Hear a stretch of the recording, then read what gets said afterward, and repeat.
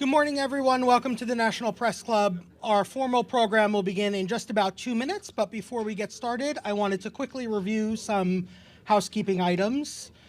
This event is being streamed live, so now would be an excellent time to silence your cell phones. You'll also find cards on your seats for questions.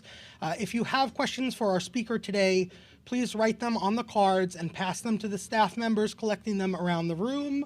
I will ask as many questions as time permits, but I can't ask what I can't read, so please make sure you print legibly. Thanks again. We'll get started in just about a minute.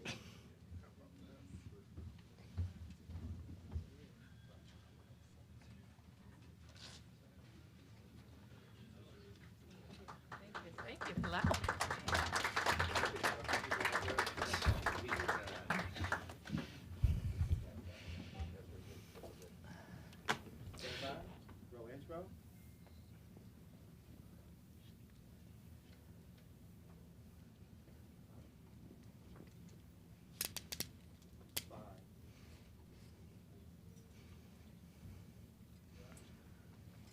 Good morning. Welcome to our Headliners Newsmaker at the National Press Club, the place where news happens. I'm Mike Balsamo, the 118th president of the National Press Club and the U.S. law enforcement editor for the Associated Press.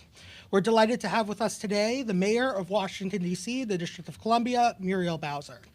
Last week, Mayor Bowser grabbed headlines with her ambitious plan to redevelop the RFK Stadium site and entice the Washington Commanders football team to return to the city limits. The plan envisions an entertainment district, sports complex, shopping, housing, and a revitalized waterfront. Imagine the Super Bowl, Beyonce, even Taylor Swift, she said. World-class cities like ours, Mayor Bowser told the crowd, we do big things. Yet, President Trump, sitting just blocks away from Mayor Bowser's office, has said some not-so-nice things about the city in which she's led for the past decade. He's called it out for filth and decay, and during the campaign vowed to take over Washington, D.C. While that would require Congress to repeal what's known as the Home Rule law in existence since 1973, two members of Congress, Republican Senator Mike Lee of Utah and Republican Representative Andy Ogles of Tennessee, have introduced such a bill called Bringing Oversight to Washington and Safety to Every Resident, which, not so coincidentally, spells out Bowser. And earlier this week, the Washington Post reported that President Trump would issue an executive order to crack down on crime and homeless encampments in the city, perhaps his first salvo into a takeover attempt. Clearly, the city is in for a wild ride, but this is not Mayor Bowser's first rodeo. She's been held elected office since 2004, first as an advisory neighborhood commissioner, and then as a member of the D.C. Council. She was elected mayor in 2015, and is only the second person to be elected 3 times as D.C. mayor. During her tenure, she's led the city through the COVID-19 pandemic, racial justice protests, and the events of January 6th. But she says her best job is just being a mom to her daughter, Miranda. Please join me in welcoming, giving a warm National Press Club welcome to Washington, D.C.'s Mayor, Muriel Bowser. Thank you. Thank you. Thank you for being here. My pleasure. Thanks for having me. I've been in this building a million times. I've not been in this room. In this room? Welcome to the... No, I take that back. I think I gave my first press conference after winning the primary in 2014, maybe in this room. In this room. Wow, that's awesome. Yeah. That's fantastic. Yeah, I did. Fun memories. So I wanted to start by talking a little bit about home rule. So D.C. has had home rule since 1973 and fought hard to win it. As I mentioned in the introduction, President Trump mentioned many times, including this week, that he wants to take over Washington, D.C. Can you talk a little bit about, why home rule is important to D.C. and what's the case for keeping home rule? Well, the case that we actually make is for D.C. becoming the 51st state. I know there's been a lot of talk about someplace else becoming the 51st state, but we are going to be the 51st state because what it means is, the discussion you've had about whether a president or a couple of members of Congress can take over our limited self-determination is because we don't enjoy the same rights as American citizens. but we are the same as American citizens. We pay taxes more than most, more per capita than any place in America. We're larger than 2 states. We're literally down the street from the Congress, but we have no representation. So the case that DC residents, not to tell you that your question wasn't the right question, but the question for us is how do we maintain the pathway to the 51st state, and why not? We're Americans, we pay taxes, we go to war, we have all of the responsibilities of citizenship, but we don't have all of the rights. And the unfortunate answer is it has come down to partisanship. And we don't regard DC being added as the 51st state as a partisan issue, but it is an issue of how to make our democracy more perfect. So in talking about home rule, what it means basically is that we elect local officials, we pass our laws, we have our own budget, that's sometimes a misconception out there in the world. We take care of ourselves, and we do so, as I said, and we give more to the federal government than we get back. And so making sure that we adhere to the principles that so many people believe in, the government should be closest to the people. That's why home rule is important to us. So President Trump's expected to sign an executive order that would give the federal government more power in D.C. Do you think the federal government has the right to do this? Do you see this as President Trump's first move in an ultimate endgame to, as he says, take over D.C.? And how does D.C. protect itself from federal encroachment?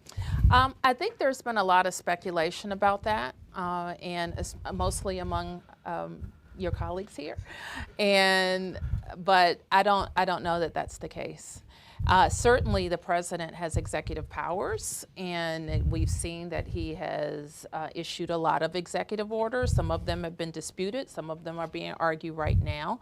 But I think what the approach that we have taken with the White House is to identify those things that we share. What are our shared priorities? The president is very focused on making our nation's capital the most beautiful capital in the world.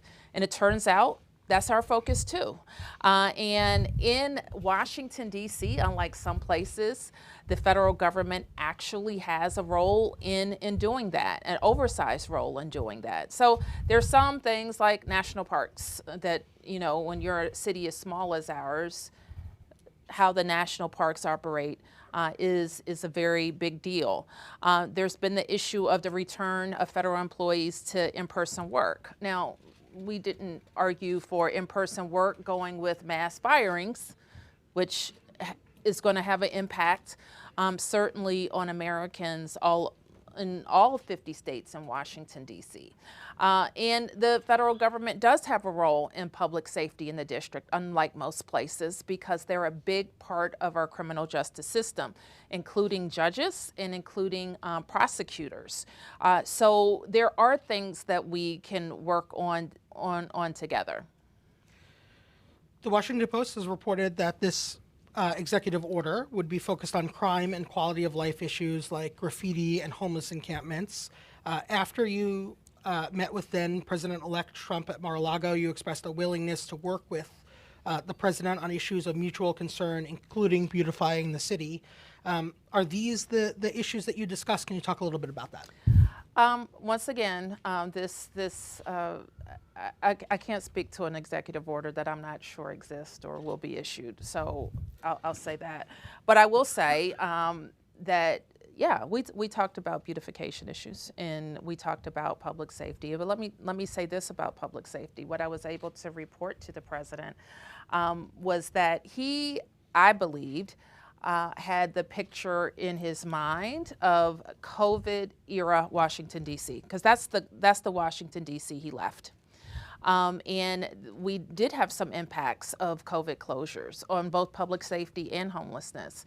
And so I wanted to make clear that the Washington that he has returned to is coming back from COVID era impacts. So I developed a comeback plan, which is our 5-year economic development strategy that has a lot of investments in the downtown, for example, how we bring more residents, how we bring more activity and vitality to the downtown, and the federal workforce is a big part of that. I've always believed that President Trump viewed Washington from the eyes of a developer, and that was kind of how we approached him in his first term. It turns out that he didn't get that involved in real estate, but I think they're more interested in that in this turn. So we are looking for ways that investments can be made in our national parks and in underutilized federal buildings with the government as well. I want to ask you a little bit about the federal workforce in just a second here, but as you know, we take questions from the audience. So, national field producer for Fox News, James Levinson, sent in the following question. In the president's comments on taking over D.C. government, he cited issues with crime and corruption as his argument of why he needs to step in. Just yesterday, there was a bribery indictment of a former deputy director of ONSE. The D.C. Council also expelled Trayon White on bribery accusations weeks ago. Are you worried that there's an underlying corruption problem in certain parts of the D.C. government? I'm not, and this is why I say that. Our system worked the way it was supposed to in both of the cases that you mentioned.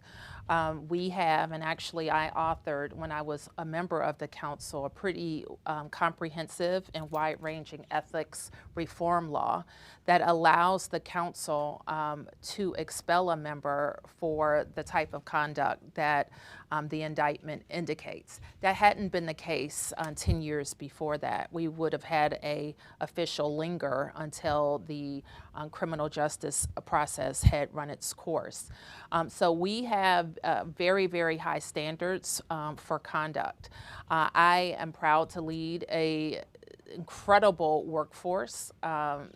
This workforce has stood up for DC during COVID, during snowstorms. In January, we had 3 national special security events, 2 snowstorms. We had an inaugural ceremony that changed, I think, the Thursday before the Monday of the inauguration. And so all of these activities were supported by public servants. Our public servants, especially our police department, has also led to a historic decrease in crime that we experienced in 2024. The previous year had been a tough year for us, admittedly, and we worked very hard to change what I thought in some cases were COVID-era policies that went into effect that affected the very fragile balance of a public safety ecosystem in Washington. We worked with the council to really reset the laws, and in my view, we had to get a better focus on accountability for violent crime, and we've been able to do that. And we're seeing the impacts of that. So, but those are all our police officers that go to work every single day. Our teachers have been incredible. We just got our kind of the national report card scores, and we see DC public schools outpacing urban school districts around the country. And those are our teachers who are going in classrooms and really moving kids in reading and math. So we're proud of the work of our workforce. But having said that, people know that they have to follow the rules, and if they don't, then there are very real consequences. Since the pandemic and work from home options, the downtown area has been a bit of a ghost town. President Trump has now ordered the federal workforce back to their offices, as you mentioned. And at the same time, Elon Musk and the Department of Government Efficiency are eviscerating the federal workforce. What do you see as the impact of these 2 dueling orders? And what has President Trump told you about his federal workforce plans? And then to follow up on that, do you have any plans for a sort of revitalization of downtown DC? Yes. So the president and I are, I think, simpatico on the return to the office. And the discussion that I have been having around the region, not just DC, is that we need to make the case for why these federal jobs and federal activity are best supported. The infrastructure here best supports that work, and that's what we do. When we talk about the federal government, let me be clear.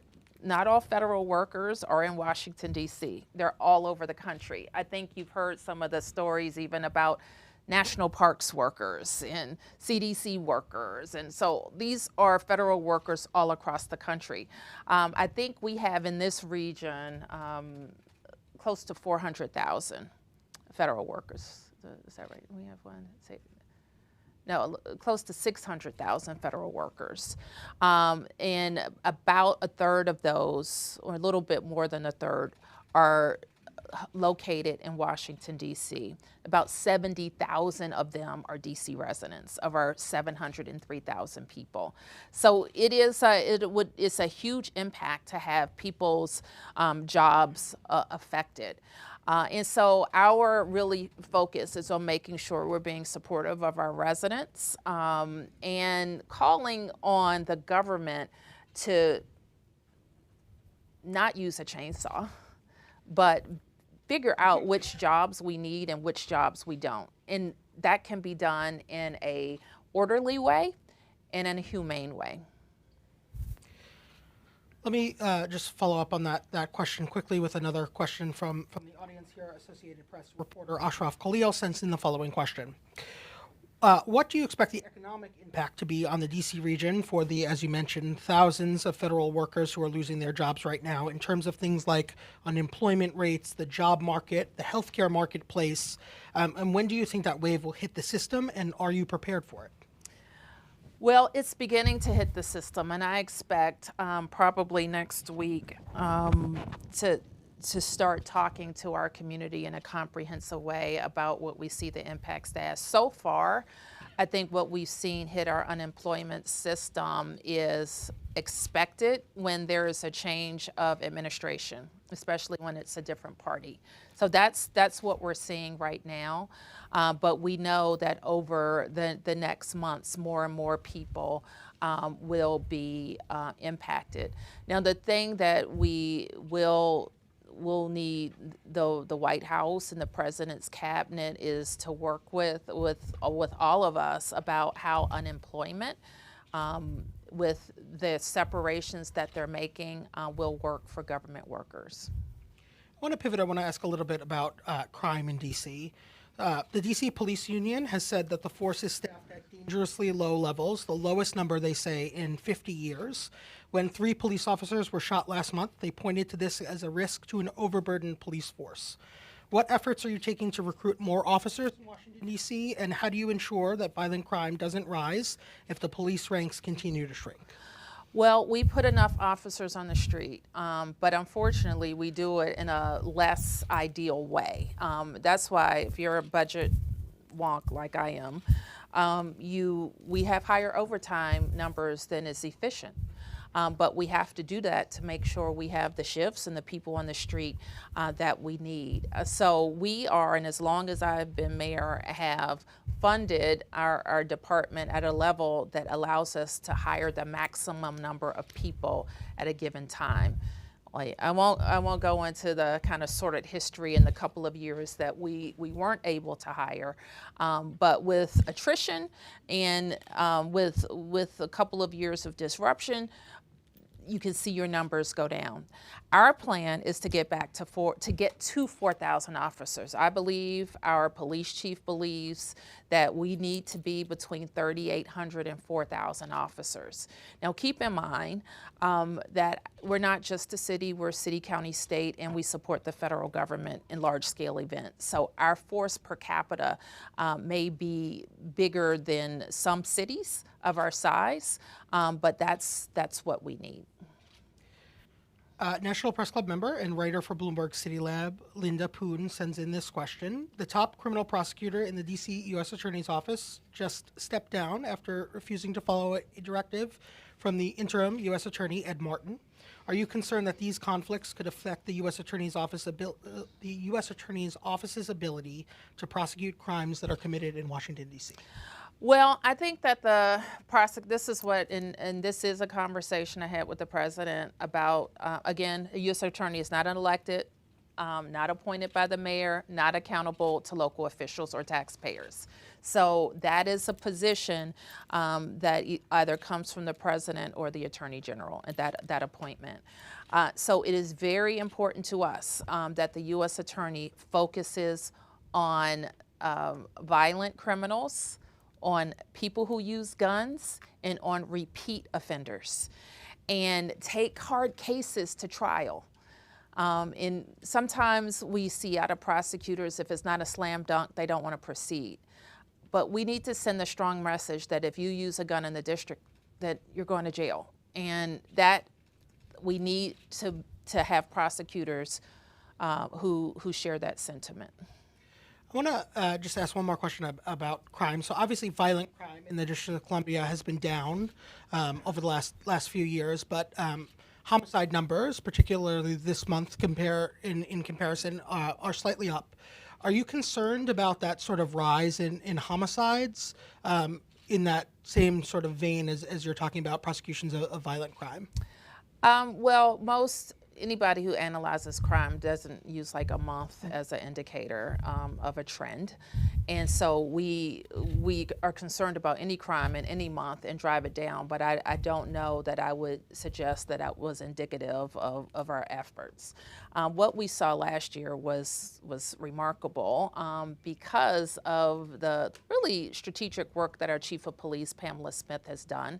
And one of the tools that she has used is a real-time crime center that we put in place down at police headquarters, and a partnership with the community to get more cameras feeding into this crime center so that we can both use it as a predictive tool, but also use it to make quick arrests and support better prosecutions. And so all of that together is helping. We have another idea that we're going to pitch to the president because we believe that camera system works to help us fight crime, especially when we're rebuilding the numbers of people we have as crime fighters. And we think that will be a very important project for downtown Washington. I want to ask a little bit about the RFK Stadium site. So you said last week you want the Washington Commanders to make the RFK Stadium site their new home. Why do you think that's the best use of that site, and what are you willing to do to entice them to relocate there? Are you talking about, tax breaks? Can you just expand on what you're thinking there? Sure. Well, it was longer than last week that I've said it. I've said it since I've said it for a long time, since before I was mayor, I'm sure. And for people who are not familiar with this site, it is 177 acres. It's on the banks of the Anacostia River. It is the former home of the Washington football team. It currently has the former stadium, RFK, that we haven't used, I think, in almost 10 years. So it is literally dilapidated and falling down. We've begun the demolition. But the rest of the site is asphalt parking lots. And so the district has had a lease with the federal government for RFK. I think that we got in 1988. The lease was going to expire, I think, 2038. So for us, for the city to really make an investment in that property, we had to have control of it for longer than the next 14 years. So we've been working to get control of it from the National Park Service so that we could make the investments in it. And we finally did that. And it happened at the end of December. So now we control it for the next 99 years. And we are either going to have a great development with an NFL stadium, or we're going to have a great development without an NFL stadium. Why we want the NFL to go there is because this is our team. And then, as you mentioned in your opening remarks, I believe that great cities have their sports teams, they have great entertainment, great arts and culture, wonderful restaurants, #1 park system like us. And so all of those things we think can happen in our city. And it kind of gets a chuckle, but it's true that when the World Cup comes to the United States, we can't have the games in the nation's capital because we don't have a venue. And we could have NCAA, the Super Bowl, of course, and lots of entertainment events that bring revenue to the city. For us, hospitality and sports and entertainment are not just fun and games. They employ a lot of DC residents with good salaries and contribute to our bottom line. So we saw with Navy Yard and the wharf that redevelopment there led to increases in rent and housing prices. What will you do at the RFK Stadium site to keep that from happening while still creating what you've described as world-class development? Well, what we've actually seen is when we build more housing, we have seen a less steep increase, like half the national average over the last 10 years in rent increases. And that is directly related to the amount of supply we put in the market for housing. We've created 36,000 new units, and we did it ahead of schedule. And because we've increased the supply, our rents have been blunted, and rent increases have been blunted, almost half than the national average. But we see the kind of housing crisis as a big one for our nation that we have to confront. I'm leading a task force right now with the National League of Cities to talk about how cities can work with the federal government on these housing issues. But even from when I started, what it takes to build affordable housing, the cost of labor, the cost of materials, inflation have just exploded. And for cities to continue to be partners with the private sector, we're going to have to be innovative and have great federal partnerships. I want to ask this question from National Press Club member and freelance journalist Pat Host. What is the maximum seating capacity that you're willing to support at a new stadium at RFK? I think what we've seen, and I think there's some flexibility there. Certainly, we want to have something that's going to be that works for the team and that works for our economics. And I think that the new stadiums are in the range of 60 to 70,000. I want to pivot a little bit to housing here for a second and follow up on something that you said. So you recently introduced the Rental Act of 2025 aimed at supporting existing affordable housing, creating more affordable housing and making it easier to evict people charged with violent crimes. Affordable housing has been a focus of your administration since you've taken office. Why did you take this up as a core issue for this city? And can you assess for us where things stand in terms of reaching your goals for housing in the district and what else still needs to happen? Sure. So we introduced the Rental Act, and I would kind of break it into two buckets. The first bucket is kind of rebalancing what I call our policy environment, similar to what I said about public safety. COVID caused a lot of changes to the law, changes that were meant to help during the period of time where people couldn't work or people were sick or businesses were closed. And some of those policies and operations have had a tail. And so we have to change the policies. We have to address the kind of operational issues that are keeping people and landlords and tenants from having the relationship that they had before COVID. And focusing on the fact that we won't have safe, affordable, and well-kept affordable housing if people aren't paying their rent. So we're addressing in one half of the bill, like the 30% of people who we think are using the system to not pay their rent. And it's having an effect on the 70% of the people who are doing exactly what they should and what they're contractually obligated to do. So that's part of it. The second part of it is how do we get back to the type of production that made us #1 in the region, in the area of and the jurisdiction in the country that has invested the most in affordable housing.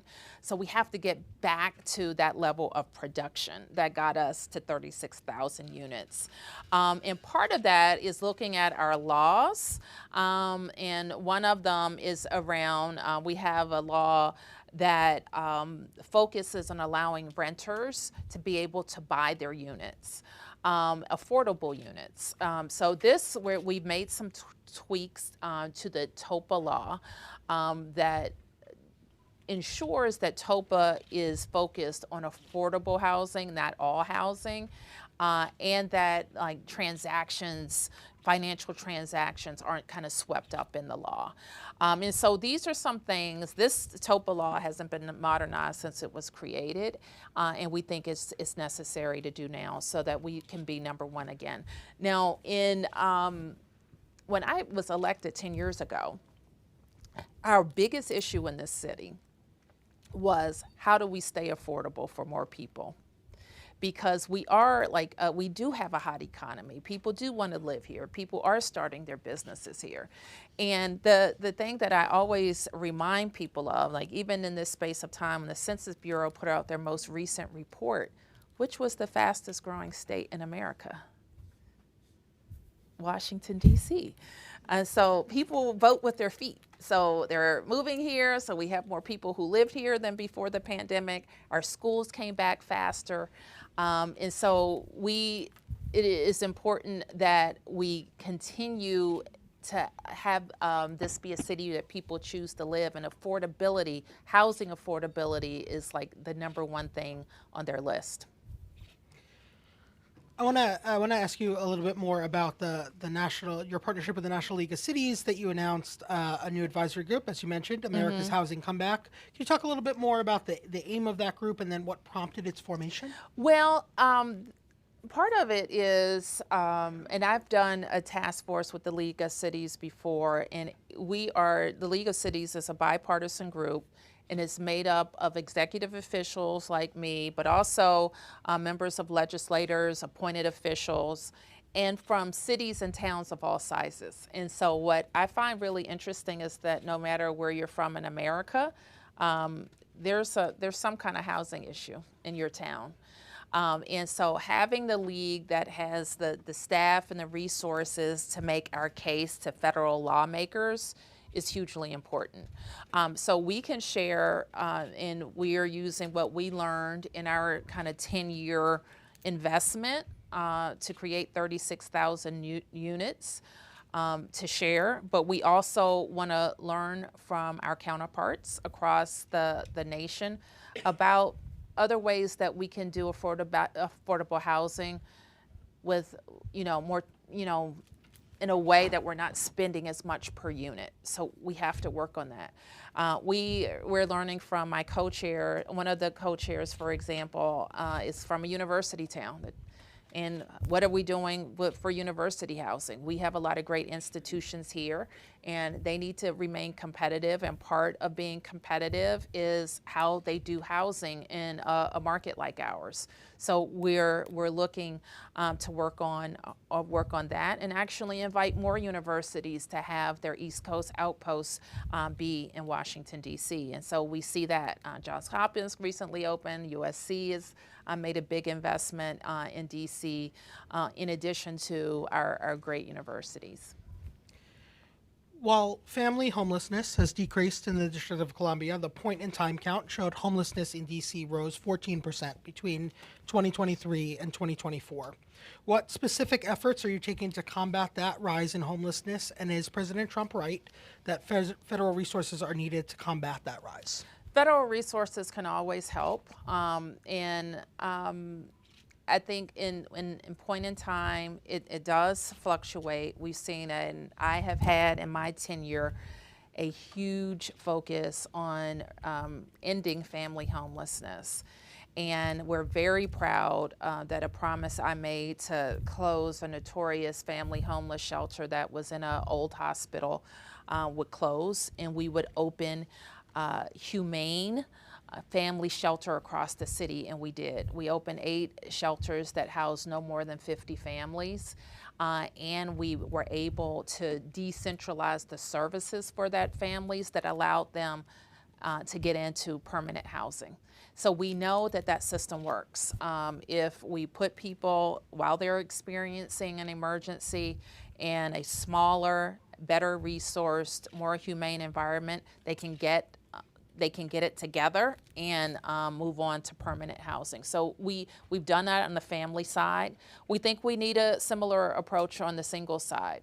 Now, what can the federal government do? First of all, a lot of people that you see on the street we have shelter. Unlike a lot of cities, we have shelter. So anybody that's on the street and has a shelter bed if they want it. And so we have invested in that system, and we want to continue to invest in that system to get off the street. Here's where the president, we don't think is right, is that the number of people on the street is not vast. It just isn't. Anytime you see in a city of our size, if there's a park or there's a place where a number of tents are, it is jolting, and it's a jolting to us, and we want people to get off the street. In the same period of time that you mentioned, we cut the number of encampments and the number of tents in the city by half. And so we know the types of processes that can work to do that. What doesn't usually work is kind of a mass just displacement of people, because guess what? They just go someplace else down the street. So part of what we do is try to work with people to get them in a place where they'll move to shelter or they'll move inside to housing. Otherwise, it's like a whack-a-mole of we'll close it down here and then we'll have the same issue down the street. So yes, we have to work with it urgently, but we also have to be smart so we're not just displacing or moving around a problem. Here's another place that the federal government can help with federal housing vouchers, especially for veterans. And we've had a program like this before. And with federal housing vouchers for veterans that come with services, we can almost get any veteran into housing. And I think that's in line with the administration's goals. I want to pivot a little bit and ask this question from a National Press Club member and National Journal editor, Kirk Bato. Are you concerned with sponsors or acts pulling out of World Pride, given the administration's position toward the LGBTQ community? And do you have any concerns about the Trump administration impacting World Pride? I am concerned about it because we have seen a sponsor pull out, and keep in mind that this is a global event. It happens in places around the world, and I think it would be helpful to have a statement of support for World Pride in the District of Columbia. And keep in mind, like I said, we're a world-class city. We have beautiful hotels and venues. Many of them, I'm sure, have probably already been booked. And if I can't believe that the president would want to send the message to people not to come to the nation's capital. Let me ask a little bit about Cedar Hill Hospital. So can you give us a status update on Cedar Hill and what's the timeline? Cedar Hill is a hospital that I committed to create 10 years ago to make sure we had a world-class hospital that was on the east side of the city. For people who are not as familiar with DC, part of our city is divided by a river, the other part by Rock Creek Park. So you can kind of think of DC in three parts. Well, the part east of the Anacostia River did not have a fully functioning hospital with the quality of care that we expected, and we believed that we had to create a new hospital to get that done. So we have a great partnership with GW Health and their physicians who are going to work there. We've built the hospital over the course of the last several years, and we expect to open April 15th. Can you talk a little bit about, another topic that's been in the news lately? The president has obviously taken over part of the Kennedy Center and Kennedy Center's board. Can you talk a little bit about that? Do you have any concerns about what's happening there, the events that are already happening there, the move on the board, and the resignations that have happened? Well, let me just first say that David Rubenstein is an American treasure. And he chaired the board. And he has contributed a lot of his personal wealth to what he calls patriotic philanthropy. Everything from support with the Washington Monument when it was damaged, to important archival pieces at the National Archives. Even I think he even supported bringing our pandas back to the National Zoo. So he didn't operate in that role as chairman in some kind of what shall I say, honorific capacity. Like, he worked and he's smart. Like, he built a great company. And so I think we've just been honored to have his leadership. And similarly, Deborah Rutter has been a great leader of the Kennedy Center for 11 years. Now, it turns out that both of them had already announced that they would be moving on, but in a way that allowed for a smooth transition. So I don't know the current leadership. I was on the board call where Mr. Grinnell was appointed, so I will look forward to meeting him. And I hope that the organization, like, they book out a couple of years in advance. So canceling shows is bad for the arts community. It's bad for our reputation in the arts community, in locally and around the world. But it's also bad for business. And like I said, people come to it's a local institution, but it's America's Arts Center. So people come from around the country to see shows. And so I don't know how we benefit at all from canceling shows and affecting economic development. So when you say you want to have a beautiful capital like we do, you can't also undercut the ways that we have a beautiful capital. And so we have to support the arts. So people probably don't realize this about DC, but we have the second highest number of theater seats in America, only second to New York. So we have a very active art scene here where we have wonderful productions and wonderful productions that are for everyone. I want to ask a couple more local questions here. So one from the audience: the housing voucher system is deeply troubled. Support for new tenants is severely lacking, and landlords are taking financial advantage of this program. What is being done, or what will you do about it? Well, I don't know if I would agree with everything that was said in that question, but I will say this, is that we have created intermediate step. We had our council funded a couple years ago just a big number of vouchers, and our charge was to get them out and get them out quickly. And we worked on a program that we believe would work. But I think what we need is what we discovered, that is we can't take a person who was living on the street and just put them in a unit even with support. People are struggling. So we bought recently, and this is our strategy, to look across the city, but especially in places where we know we can get people to come inside. That is almost like dormitory housing, but it's shelter housing, but it is that step between being homeless and unhoused and maybe on the street and going into permanent housing. And so we believe that that's the strategy to work, a bridge housing, if you will. And that's how we want to use our vouchers. Let me ask another local question here. This one comes to us from National Press Club member and freelance journalist Pat Host. Ronnie Clark was killed on Christmas Eve in Northeast D.C. when a driver hit him and fled the scene on foot, leaving Clark trapped under the car. 2 months later, there have been no arrests by MPD. Clark died at the scene. Why hasn't there been more of an effort by your office in particular or MPD to get community help to bring this killer to justice?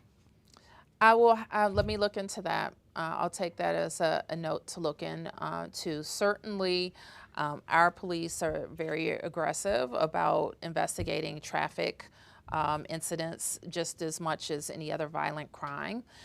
So I'll need to be updated on that. Sure. And before I ask our final question here, let me take a moment to thank the Headliners team leader, Jen Judson, Headliners team member and past National Press Club president, Donna Linewant-Leger, and club executive director, Didier Saji. And finally, thank you to our audience. I hope you'll join us on Friday, March 28th for Career Day at the National Press Club.